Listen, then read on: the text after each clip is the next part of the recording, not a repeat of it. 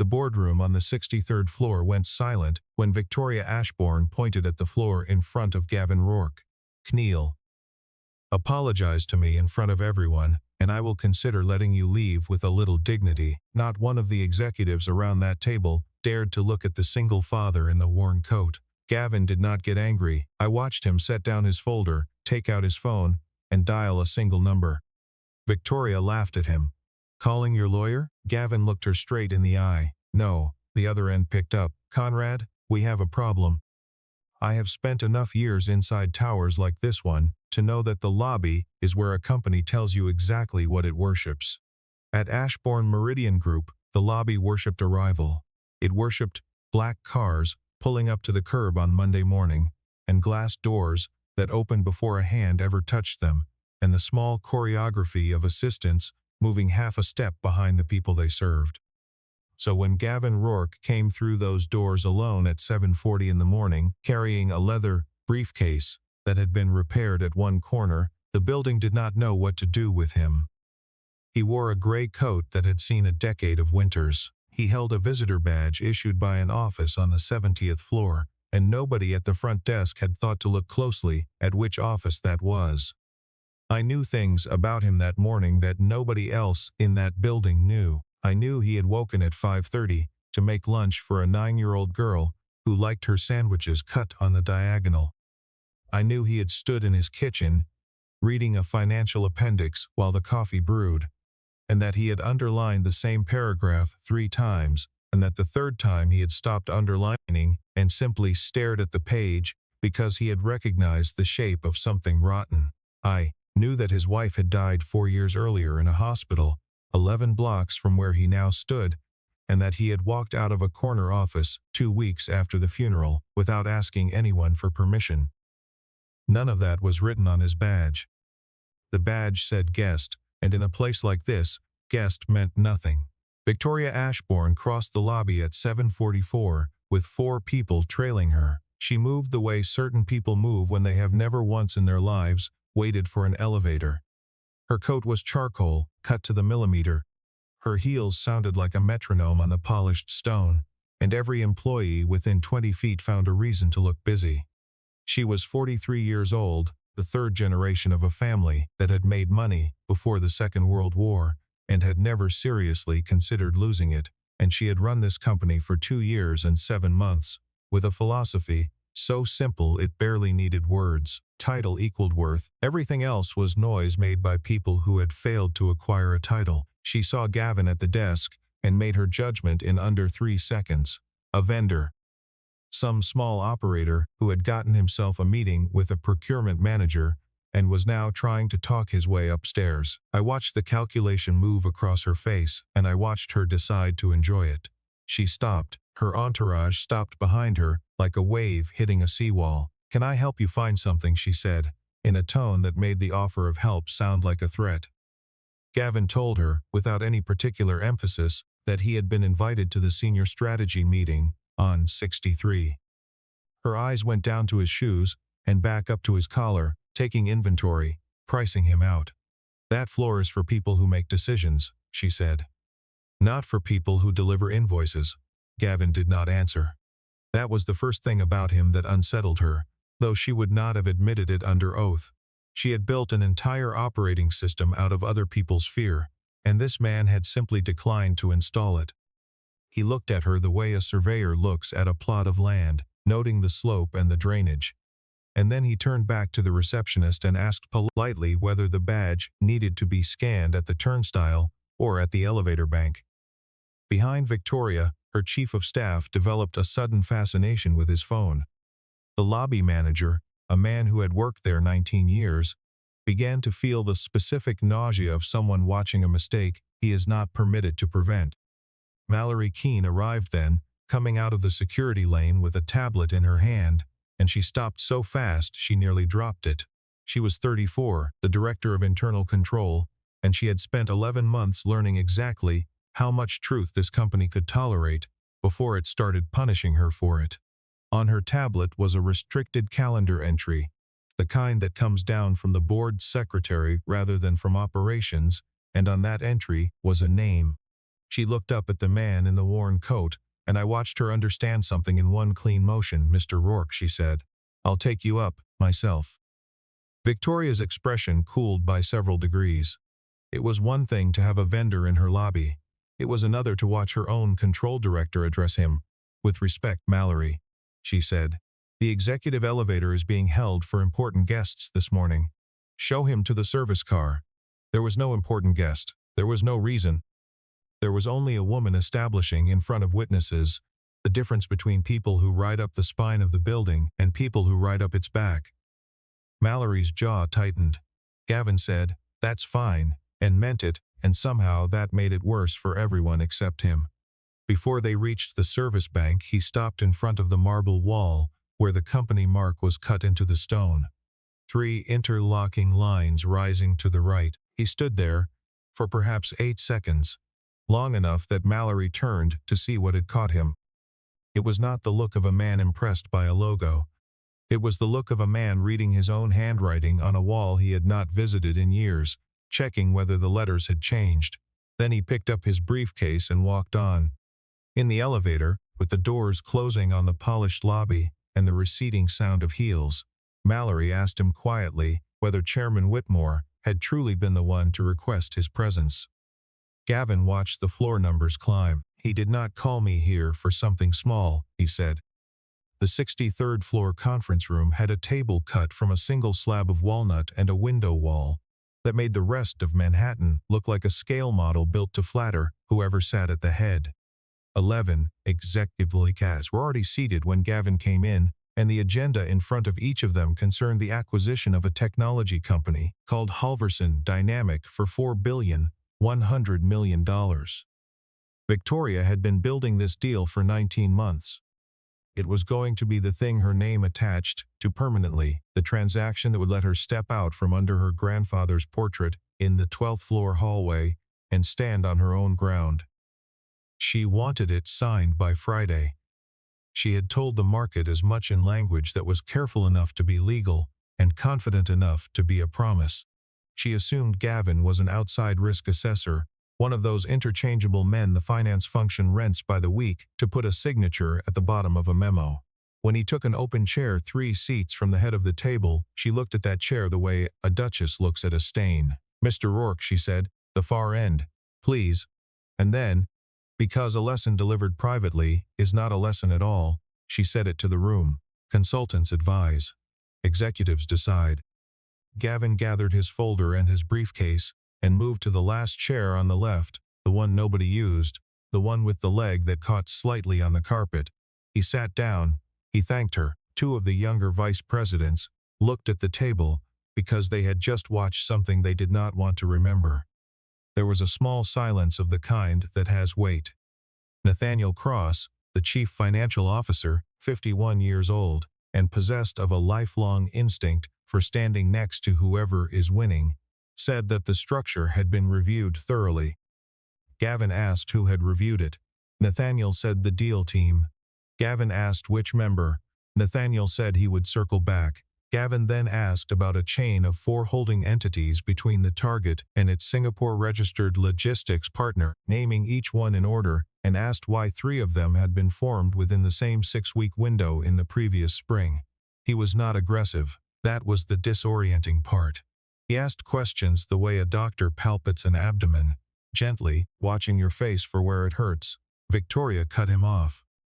"You are paid to read numbers," she said, "not to teach me how to run a corporation." Gavin closed the appendix and said that if the agreement was signed in its current structure, Ashbourne Meridian would be assuming a contingent financial obligation that had not been fully disclosed to the board, and that in his judgment, the exposure was material.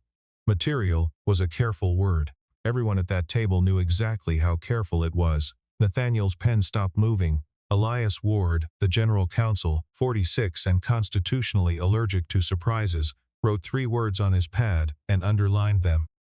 Victoria smiled the thin smile she used instead of raising her voice. "Have you ever actually run a company large enough to earn the right to say that sentence in this room?" Gavin said, "Yes." She asked which one. He said nothing. He simply held her gaze until the silence became her problem rather than his, and she filled it with a laugh and a small shake of the head, and told the room that they would continue. She had decided he was bluffing. It was the most comfortable available conclusion, and Victoria had a lifelong habit of choosing comfortable conclusions and calling them judgment. What she did not see, because she was looking at the screen, was Elias Ward leaning forward 2 inches to read the cover of the folder Gavin had brought. In the lower right corner there was a routing stamp, a 6-character alphanumeric string above a small square seal. Elias had seen that format exactly 4 times in 8 years, and every one of those times the document had come out of the office of the chairman of the board, hand-carried, logged separately from the corporate records system. He sat back very slowly. Whatever the man at the end of the table was, he had not been hired through procurement, and he had not been vetted by the chief executive, and that meant somebody above her had gone around her. After the coffee break, Victoria stopped talking about Halverson Dynamic and started talking about Gavin. It was, I think, the first genuinely reckless thing she did that day, and she did it because a room that had been entirely hers for 2 years had briefly turned its head towards someone else. She asked him, in front of everyone, what his engagement fee was. He told her the truth, a flat figure, which was in fact lower than the retainer the company paid its third-tier advisory firms. She let the number sit. Then she said, "Do not confuse the fact that we pay you with the idea that you belong in this room." He did not flush. He did not glance around for allies, which is what men usually do at that moment, and which is what she had been waiting to enjoy. He asked Nathaniel to bring up Financial Appendix 17. Nathaniel said there was no Appendix 17. Gavin opened his laptop, turned it slightly, and read out the document control number, the revision date, the internal owner code, and the name of the analyst who had last saved the file, at 11:51 on a Tuesday night. The air in that room changed temperature.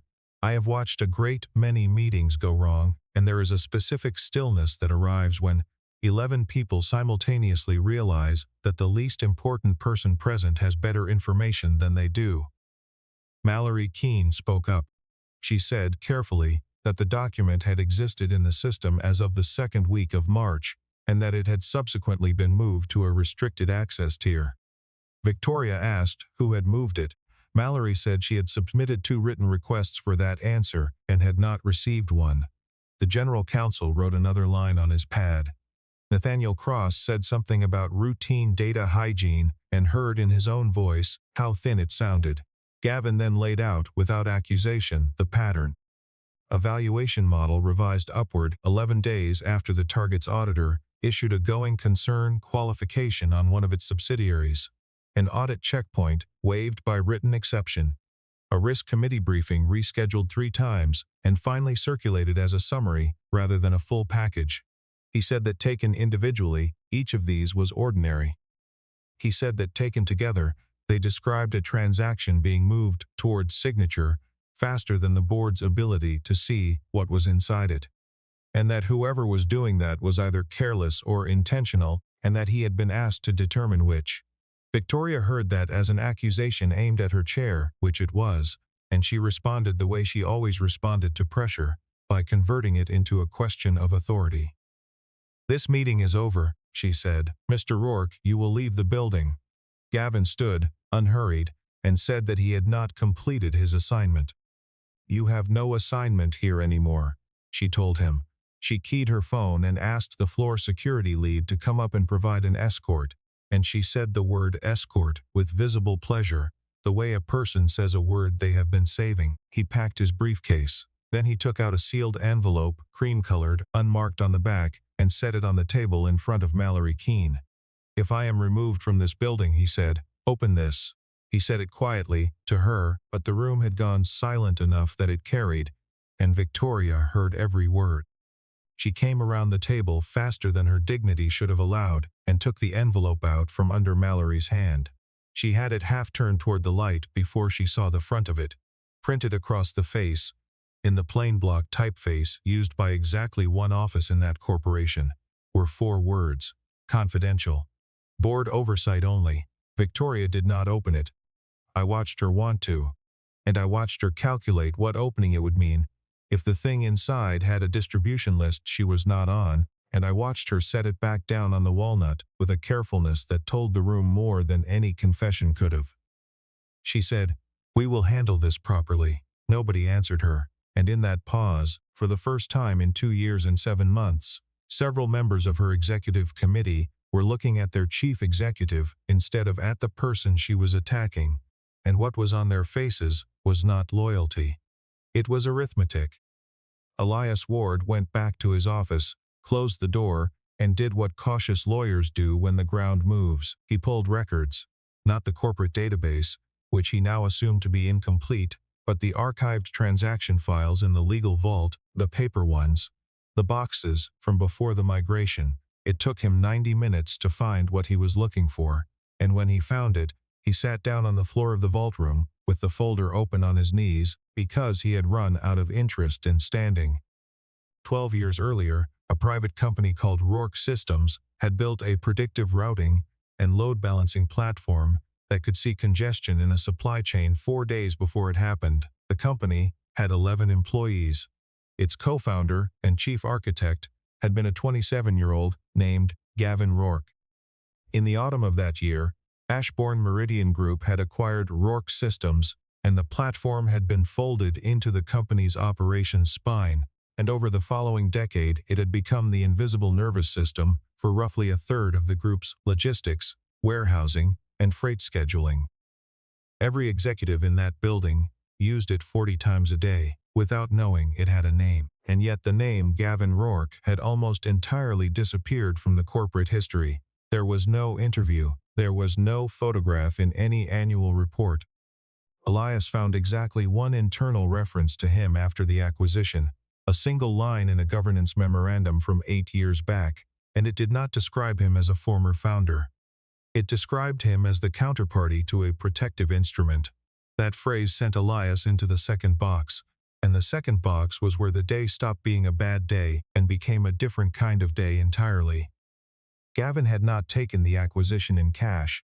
He had taken part of it, and the rest he had converted into a class of preferred interest held through a trust, and the terms of that instrument had been negotiated personally with the chairman of the board because the technology being purchased was classified as strategic core infrastructure. The instrument granted no operating authority. It granted no seat, no vote on ordinary business, no ability to hire or dismiss anyone. What it granted was narrow and enormous.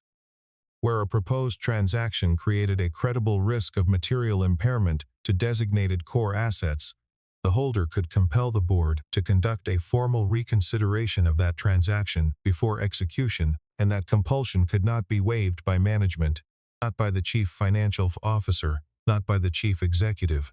Her office was the size of a small apartment and contained one photograph of her grandfather. She did not offer Gavin a seat, which meant nothing to him, and she did not apologize, which meant something to her. Instead, she slid a folder across the desk.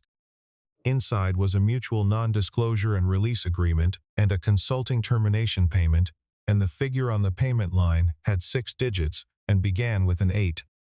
The terms were simple. He would conclude his engagement, transfer his working papers to the chief financial officer's team, and refrain, permanently, from characterizing the Halverson transaction to any party inside or outside the corporation. Gavin read it. He read all of it, which she had not expected, taking almost 4 minutes, and then he closed the folder and pushed it back across the desk with 2 fingers. Victoria's mouth curved. "You think you're worth more," she said. "No," he said. "I think my silence isn't something you have the right to buy."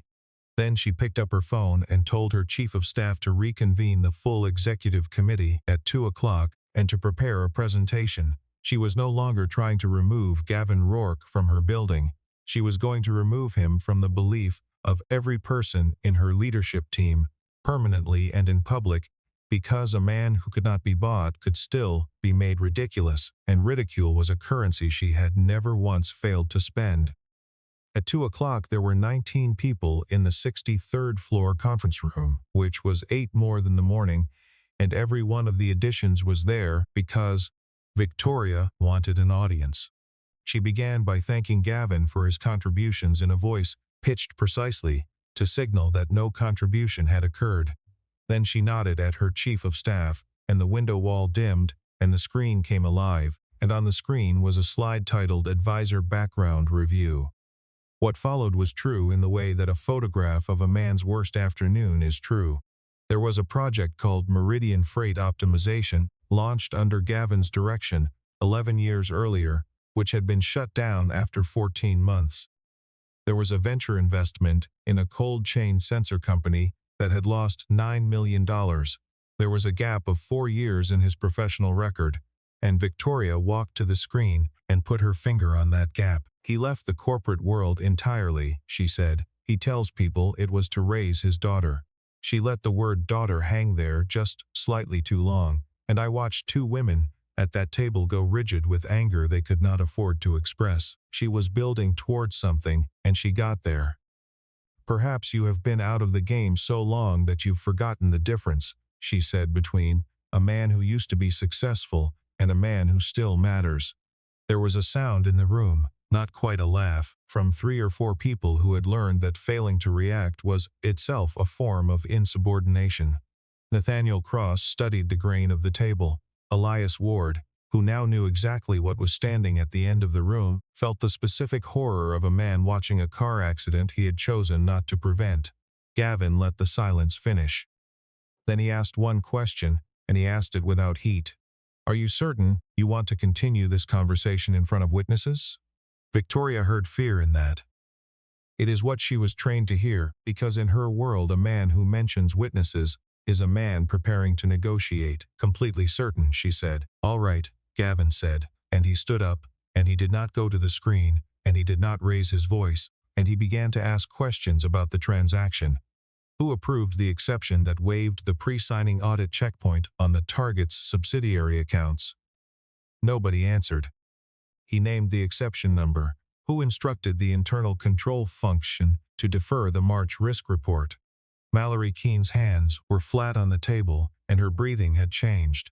Who authorized the transfer of Financial Appendix 17 to restricted access, and on whose written request, and why does the audit trail for that transfer show a service account rather than a named user? Each question was narrow, each question had a documentary answer, and each answer, when the room mentally supplied it, pointed at the same suite of offices 2 floors up. Victoria denied. She denied crisply and repeatedly, and with the confidence of a woman who had never had to produce a receipt. She said the deal team had operated within delegated authority. She said internal control had its own reporting failures. She said Appendix 17 had been withdrawn because it contained an error, and when Gavin asked what the error was, she said she was not going to litigate spreadsheet formatting. Then Gavin took a single printed page out of his folder and set it on the walnut and slid it toward the center of the table, and he did not say a word about it. It was an electronic mail message sent at 9:08 in the evening on the 11th of March from her executive assistant to the head of data governance. And it read as instructions of that kind always read.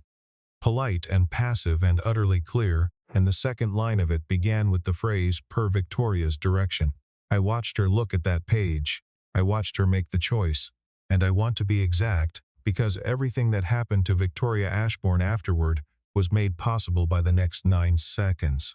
She could have said, "I need to review this." She could have said nothing. What she said was, "If my assistant sent that, she sent it without my knowledge, and she will be dealt with accordingly."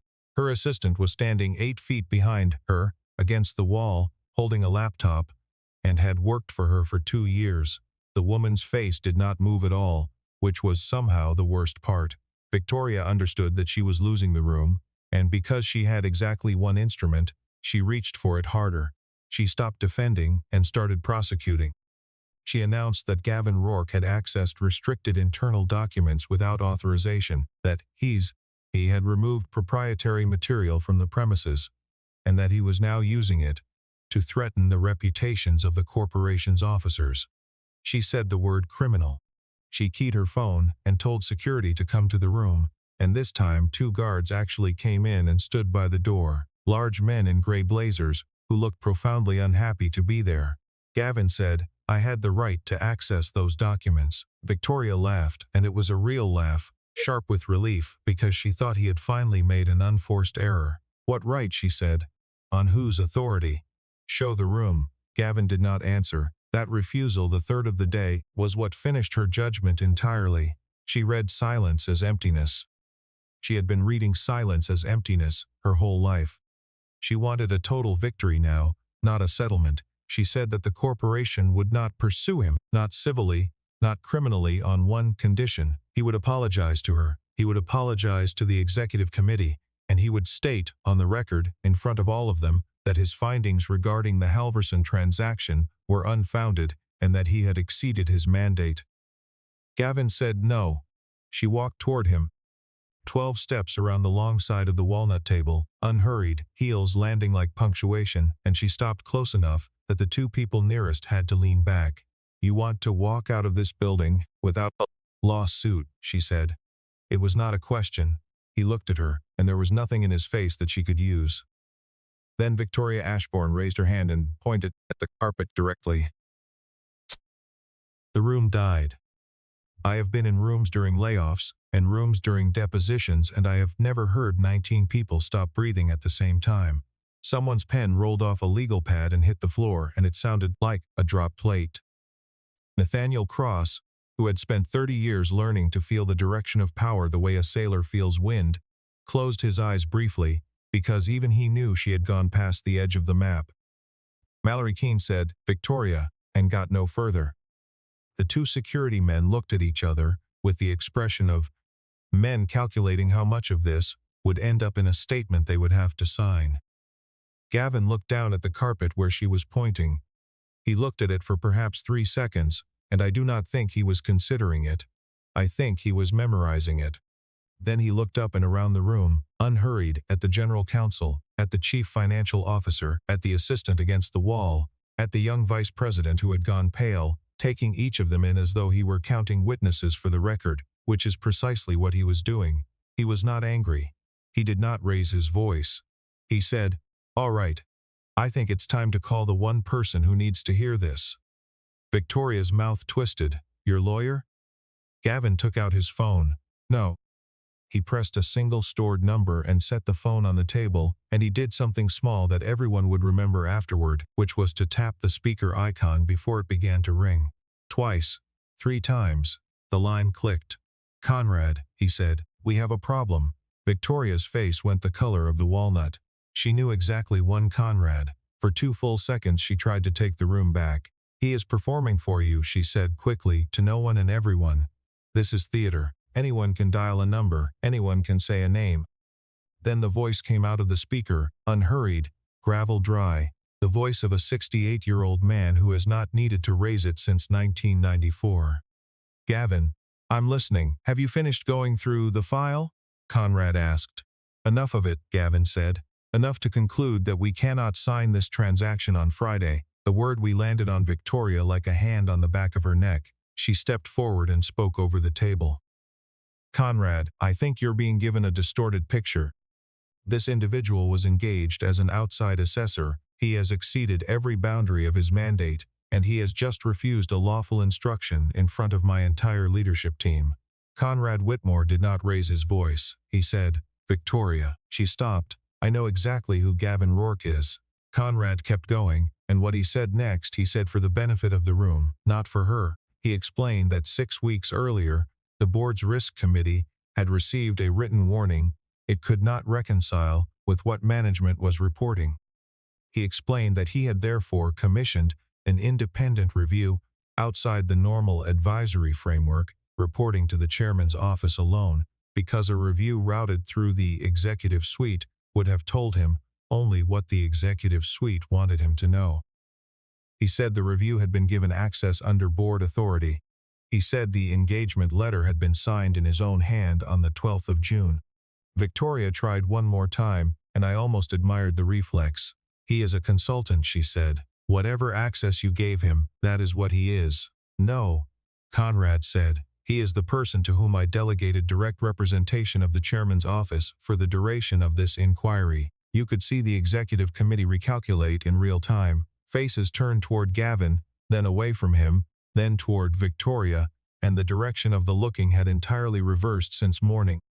Because what had just been established, on an open line, in front of 19 witnesses, 2 security officers, and a general counsel taking contemporaneous notes, was that the chief executive of Ashbourne Meridian Group had ordered the personal representative of her own board chairman to get on his knees on the carpet and beg her forgiveness.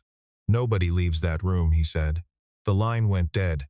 20 minutes is not a long time. It was that afternoon. The screen still glowed with the slide about Gavin's 4-year gap, and no one had the authority or the nerve to turn it off, so it sat there humming like a confession. The security men withdrew to the corridor without being told. Victoria did not sit down.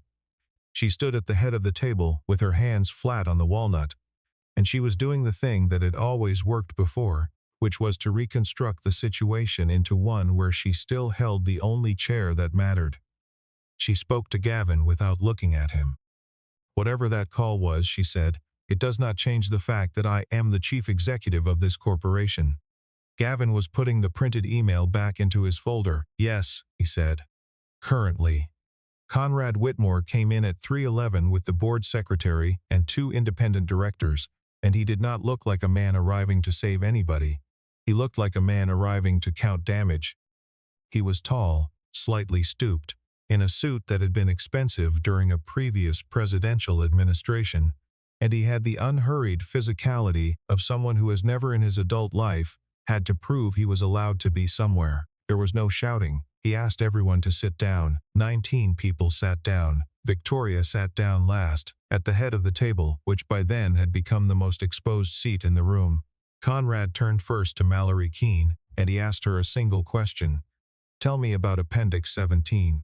Mallory had rehearsed this conversation in her head for 4 months, in the hope that it would never happen. She spoke for 6 minutes. She said that in February, her team had modeled the target's off-balance sheet obligations and produced a range that exceeded the deal's contingency provision by a factor of 3. She said she had raised it in writing on the 28th of February, again on the 9th of March, and again on the 2nd of April. She said each time she was instructed to hold the report pending further guidance from the chief executive's office, and that, after the 3rd request, her access to the deal data room had been narrowed to summary level, and that she had been told during her performance review in April that she was perceived as an obstacle to strategic execution. Victoria said that was a distortion. She said internal control had been asked for rigor, not delay. Conrad did not argue with her. He simply asked the board secretary to note that the documents referenced would be produced. Then he turned to Gavin and said, "Walk them through it." Gavin did it in 11 minutes, without slides. He described a target company whose growth in the past 3 years had been financed by a structure that moved liabilities into affiliated entities, and then leased capacity back at rates that only worked if freight volumes held. He described 2 guarantees that survived a change of control, and one that accelerated on it. He described a receivables facility with a covenant tested quarterly, and he explained that on the current trailing figures, the covenant would breach in the 2nd quarter after closing, and that the breach would pull the guaranteed obligations onto the acquirer's balance sheet. He gave the number. In the first year following signature, the realistic downside exposure was between $410 and $630 million. Victoria played her last card, and she played it well, because she was not a stupid woman. She was a woman whose intelligence had never been pointed at anything but her own position. "You cannot destroy a $4 billion transaction," she said to Conrad on the word of a consultant. Conrad Whitmore looked at her for a long moment.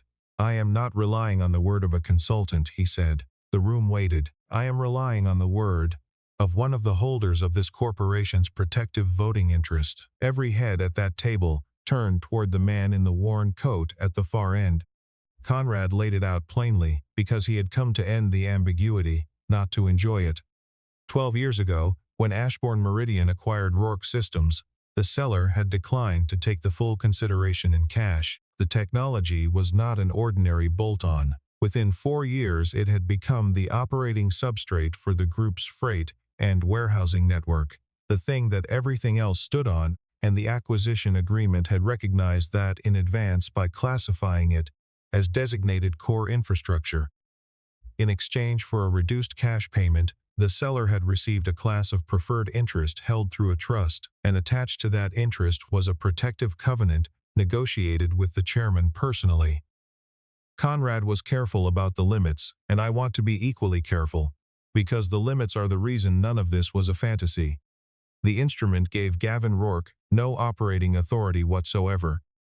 He could not appoint anyone, he could not dismiss anyone, he could not vote on compensation, strategy, dividends, or the ordinary business of the corporation, and he certainly could not remove a chief executive with a telephone call.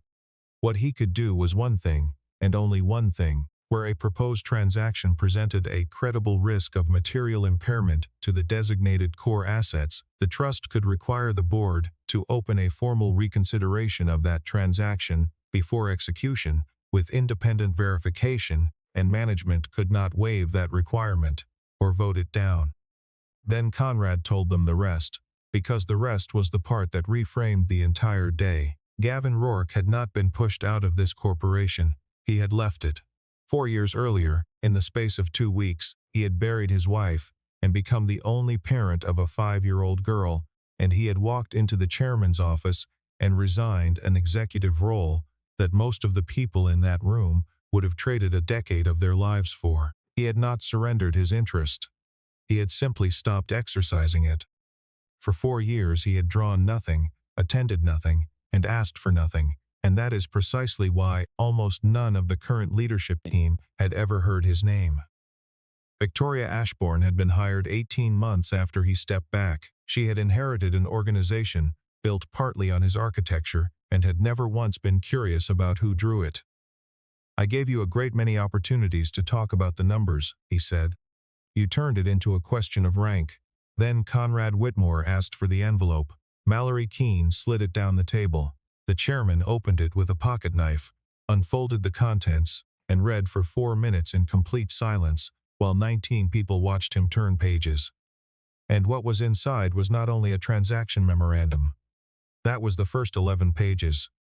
The remaining 31 were something else entirely. There were 9 sworn interview summaries, taken under board privilege, over the previous 5 weeks, from current and former employees across 4 functions. A financial analyst who had been instructed to revise a sensitivity table and had preserved both versions. A regional operations manager who had objected to a capacity forecast and had been moved into a role with no direct reports within 6 weeks. 2 members of the internal audit team who described complaints being routed out of the formal channel and resolved informally at the executive floor. A human resources business partner who had escalated a retaliation concern in November and had received no written response of any kind. There was a chart, 1 page, showing the intake and disposition of 91 internal reports over 26 months, and the disposition column told a story that required no adjectives. Gavin had not been hired to review a deal. He had been retained by the chairman's office because the board suspected that the entire internal control system of Ashbourne Meridian Group was being quietly disabled from the top, and because suspicion is not evidence, and because a board that acts on suspicion destroys itself. The Halverson transaction was the test.